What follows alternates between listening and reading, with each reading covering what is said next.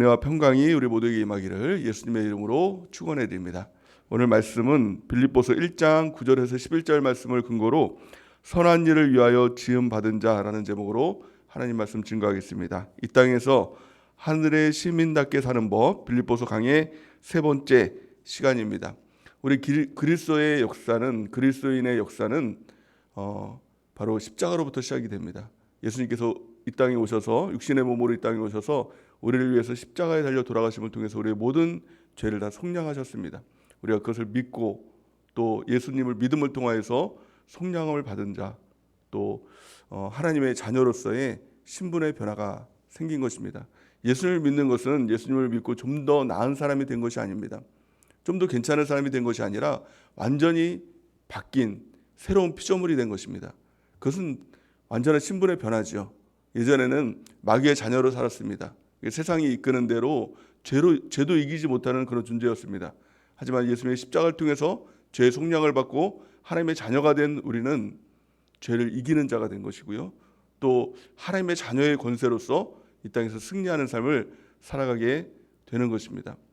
성경은요, 우리를 구원하신 하나님의 이유, 또 하나님의 목적, 그것에 대해서 말씀을 하고 있습니다.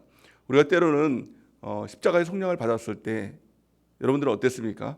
그 은혜를 경험했을 때 저는 이렇게 질문했던 것 같아요. 왜 나 같은 자를 위해서 예수님께서 이 땅에 오셔서 십자가를 지셨습니까? 이것에 대한 의문이 있었던 것 같습니다. 왜 그렇게 고결한 피를 흘리셨습니까? 하나님이 왜 보잘것없는 인간을 위해서 이 땅에 오셔서 구원하시기 위해서 모든 것을 다 쏟아부으셨습니까? 라는 그런 의문이 있었던 것 같습니다.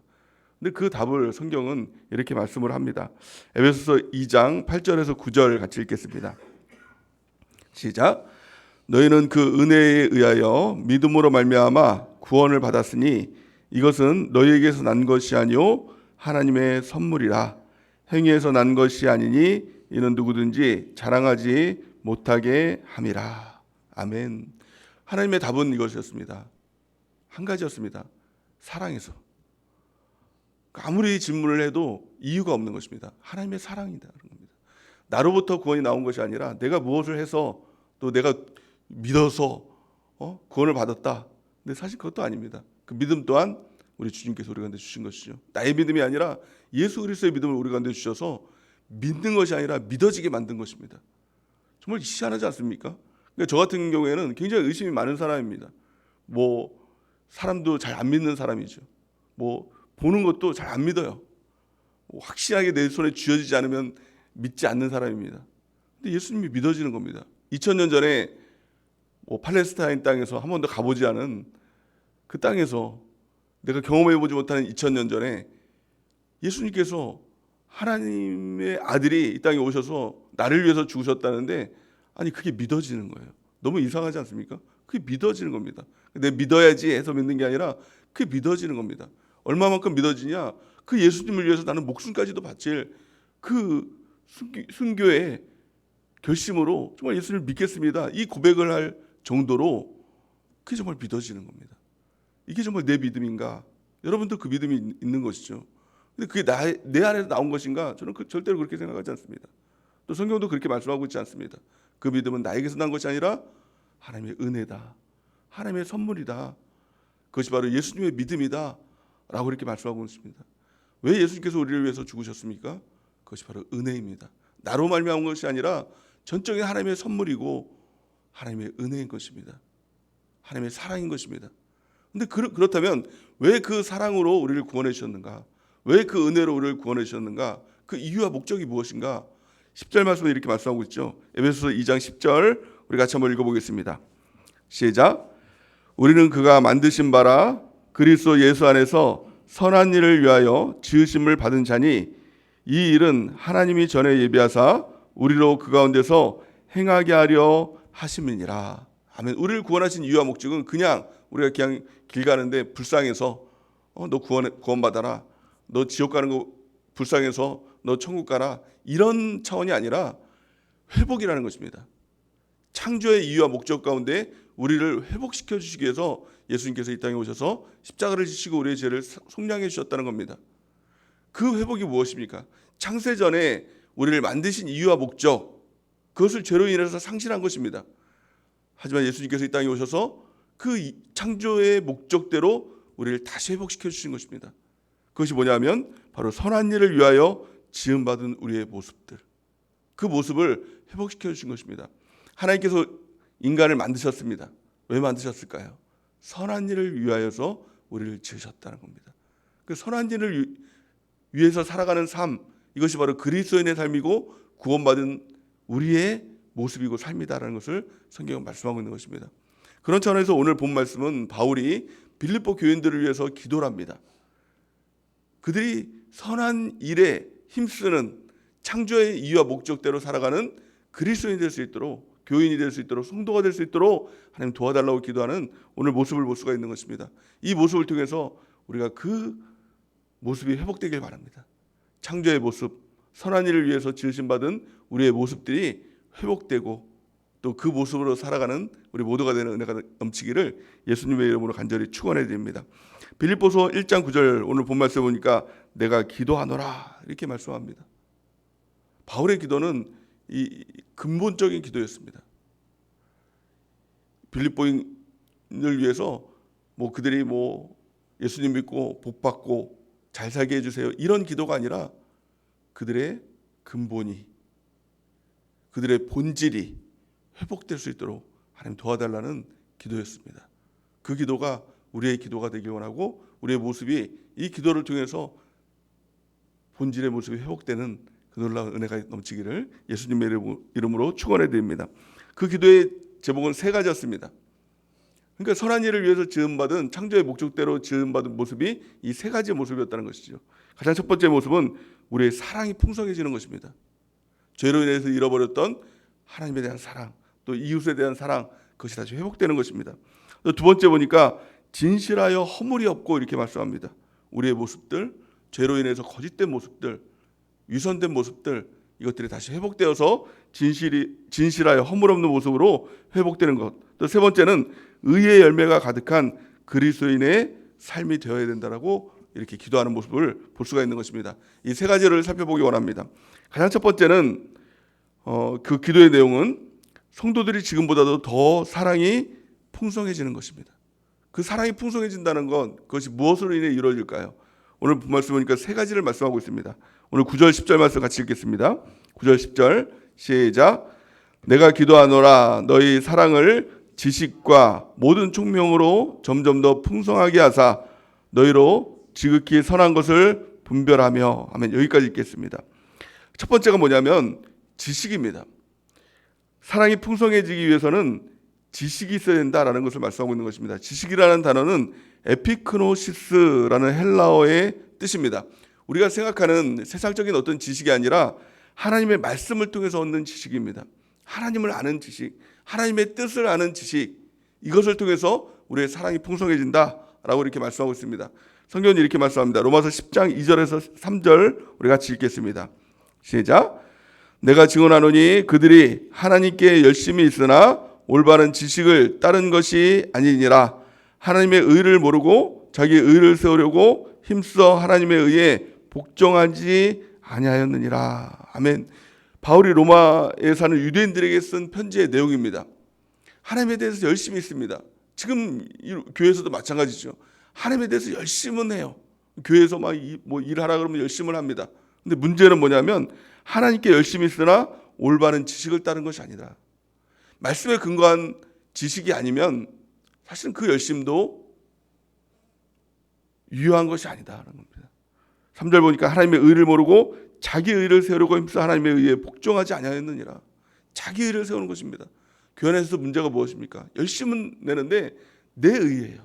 하나님의 의가 아니라 자기 이름을 드러내고 자기의 어떤 의를 드러내려고 하는 이 모습들, 이 모습에 대해서 이야기하고 있는 것입니다. 가장 중요한 것은 하나님만 아는 지식입니다. 말씀에 근거한 지식, 그것이 바로 그 사랑을 풍성하게 만드는 가장 첫 번째 시작이라는 것입니다. 우리 모두가 하나님 말씀에 근거한 사랑을 하는 은혜가 있길 바랍니다. 말씀을 알아야 되겠죠. 말씀을 읽고 듣고 지켜 행하는 일에 더욱 힘쓰는 우리 모두가 되는 은혜가 넘치길 바랍니다. 두 번째는 무엇입니까? 총명이라고 이야기를 합니다. 총명을 바탕으로 사랑해야 된다는 것입니다. 총명이라는 것은 통찰력이라고 이야기를 합니다. 우리가 말씀을 들을 때 은혜를 받았습니다, 이런 얘기를 하죠. 근데 은혜를 받기 전에 바로 이 총명이 임하게 됩니다. 통찰력이 임하게 됩니다. 그러니까 말씀을 들을 때 깨달아지는 것입니다.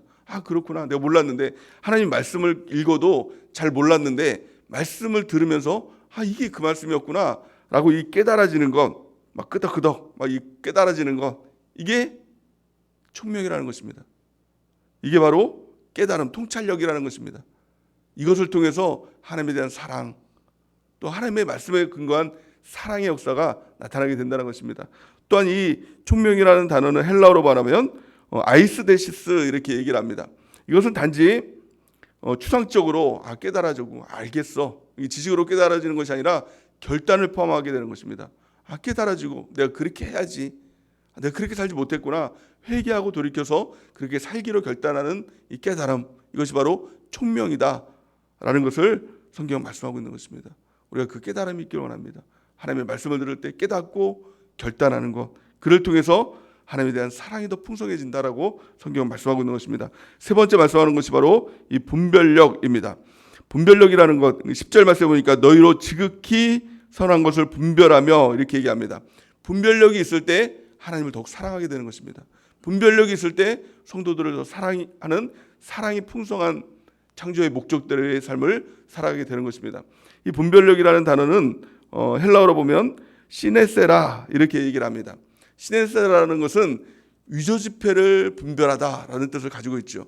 그 위조지폐를 분별할 때 제가 들은 얘기인데요, 이 위조지폐의 감별사라는 사람이 있다고 합니다. 위조지폐를 딱 보면, 지폐를 보면 이거 위조지폐 금방 안답니다. 육안으로도 알게 된다는 것이죠.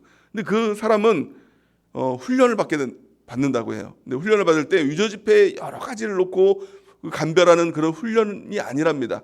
어떤 훈련이라고 하면 진짜 지폐, 그것만 본답니다. 거기에 아주 정통한답니다. 그러니까 진짜 지폐만 계속 분별하고 그것을 확실하게 익히고 있으니까 가짜를 보면 이거 가짜 딱 안다는 거예요. 그러니까 우리 신앙도 마찬가지입니다. 그 이단들이 참 많잖아요. 근데 이단들을 연구하고 어떤 이단들이 있나 이렇게 하는 거, 뭐 이런 것도 필요하겠죠. 근데 가장 중요한 거, 이단을 분별할 수 있는 가장 중요한 방법이 있습니다. 위조지폐 감별사랑 똑같습니다. 성경에 정통한 겁니다. 성경을 정통하면, 성경을 너무 잘 알면 성경과 다른 게 있으면 이상해요. 뭔가 이상해요. 성경과 다른데 금방 압니다. 그래서 이 분별력이 있어야 되는 것입니다. 그리고 성경에 정통한 우리 모두가 되길 바랍니다. 그래서 하나님 말씀을 읽어야 됩니다. 말씀을 들을 뿐만이 아니라 들은 것을 통해서 은혜 받는 것, 여기에 만족하면 안 되고 말씀을 읽고 연구하고 공부하고, 그래서 말씀에 정통할 때 우리가 분별할 수 있는 그 능력을 갖게 되는 것입니다. 그러니까 하나님을 사랑하기 위해서, 사랑이 풍성해지기 위해서 필요한 것 세 가지가 있습니다. 지식, 하나님 말씀에 근거한 지식, 총명, 이 깨달음, 또 세 번째는 이 분별력, 이 세 가지를 통해서 하나님을 더 사랑이 풍성한 그 은혜가 있기를 예수님의 이름으로 축원해 드립니다. 두 번째, 우리가 지으심을 받은, 선한 일을 위해서 지음 받은 진실한 그리스도인이 되기 위해서 필요한 것, 그것은 바로 진실입니다. 진실. 10절 말씀 하반절에 보니까 이렇게 말씀하고 있죠. 또 진실하여 허물이 없이 그리스도의 날까지 이루고, 이렇게 말씀합니다. 그러니까 선한 일을 위해서 지음받은 그 모습대로 살아가기 위해선 진실해야 된다는 것입니다. 그리스도인의 특징은 진실입니다.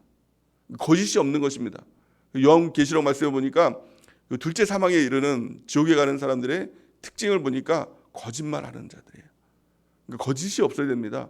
그래서 항상 진실한 우리 모두가 되는 은혜가 있길 바랍니다. 진실하여 허물 없이라고 이렇게 말씀하고 있는데요, 이 말씀은 내면의 세계를 열었을 때도 거짓이 없어야 된다는 것입니다. 그러니까 겉으로만 진실한 것이 아니라 속까지 진실한 자가 되어야 된다는 것을 성경은 말씀하고 있는 것이죠. 위선이 없는 상태라는 것입니다. 진실이라는 단어에서 좀 더 살펴보면, 이 원어적인 표현에 보니까 이 고대 사회에 있어서의 가장 중요한 것 중에 하나가 토기라고 합니다. 토기. 이 토기가 굉장히 중요한데, 이 토기에 있어서 값어치를 보면 두께라고 합니다. 그 두꺼운 것보다도 얇은 게 값어치가 더 있다라는 것이죠. 근데 이 고대 사회에 있어서 토기를 이렇게 짓다 보면 자꾸 깨지는 것입니다. 값 있는 토기를 만들려고 하다 보니까 자꾸 이렇게 금이 가는 것입니다. 그러니까 이 양심이 없는 사람들이 덧칠을 하는 것이죠. 금이 간 곳에 자꾸 덧칠을 한 다음에 거기에 무늬 모양을 이렇게 입히는 것입니다.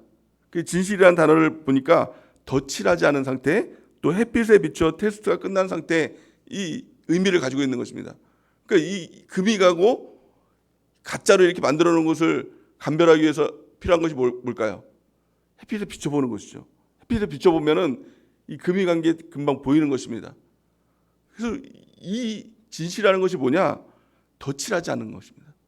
또 햇빛에 비추어서도 테스트가 끝난 상태. 우리의 마음도 마찬가지입니다. 우리의 마음이 말씀에 비추어서 또 그리스도께 비추어서도 흠이 없는 상태. 이 진실한 모습을 가져야 된다라고 성경은 말씀하고 있는 것입니다. 또 마지막으로 보면 선한 일을 위해서 지으심 받은 그리스도의 모습은 어떤 모습입니까? 우리 11절 말씀 같이 한번 읽겠습니다. 11절 말씀 시작. 예수 그리스도로 말미암아 의의 열매가 가득하여 하나님의 영광과 찬송이 되기를 원하노라. 아멘. 우리가 지으심 받은 이유와 목적, 하나님의 영광과 찬송이 되는 것입니다.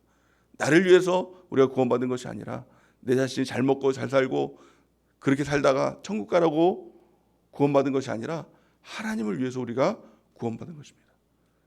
하나님을 위해서 우리가 지으심 받은 것이죠. 하나님의 영광이 되고 찬송이 되기 위해서. 그러기 위해서 중요한 것이 무엇입니까? 예수 그리스도로 말미암아 의의 열매가 가득한 그리스도인이 되어야 된다라고 성경은 말씀하고 있는 것입니다. 열매가 있어야 됩니다. 우리의 삶에 있어서 열매가 있어야 됩니다.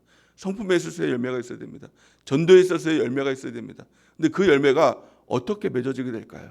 성경은 이렇게 말씀합니다.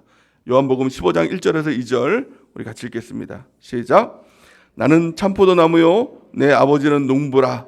무릇 내게 붙어 있어 열매를 맺지 아니하는 가지는 아버지께서 그것을 제거해 버리시고 무릇 열매를 맺는 가지는 더 열매를 맺게 하려 하여 그것을 깨끗하게 하시느니라. 아멘. 오늘 본 말씀에 보니까 예수 그리스도로 말미암아 이렇게 말씀하고 있죠. 예수 그리스도로 말미암아라는 것은 주님께 붙어 있는 것이라는 것입니다. 예수님이 참 포도나무가 되십니다.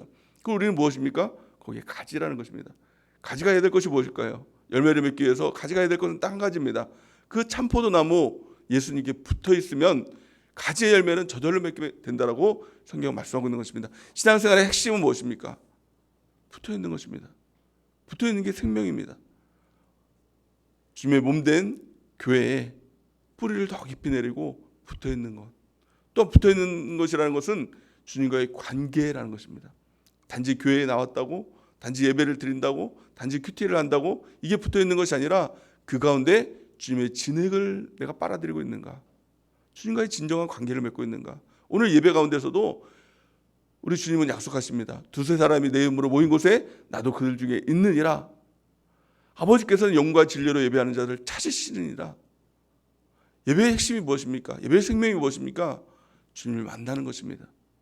두세 사람이 내 이름으로 모인 곳에 주님이 계신다라고 했는데 그 주님을 만나는 것입니다. 그 주님을 경험하는 것입니다. 큐티의 핵심도 마찬가지입니다. 주님과의 관계입니다. 주님의 말씀을 듣는 것입니다.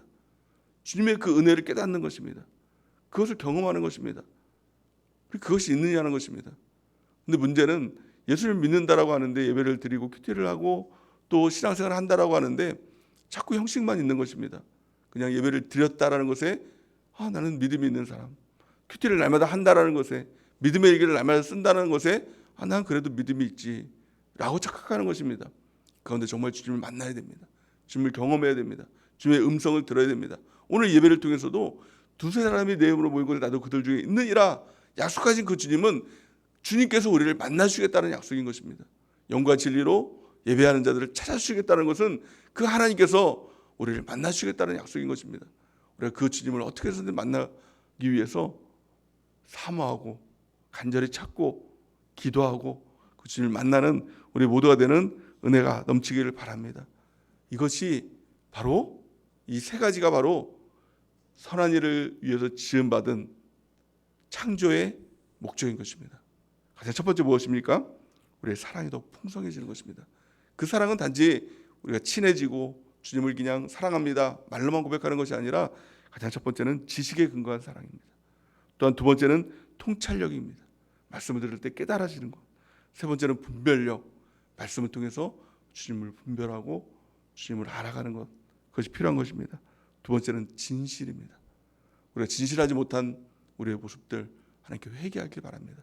우리의 마음을 열 때 하나님 이것만큼은 주님께 보여줄 수 없습니다 라고 하는 것들이 있다면 우리가 그것을 다 회개하고 하나님께 우리가 드리는 은혜가 있길 바랍니다.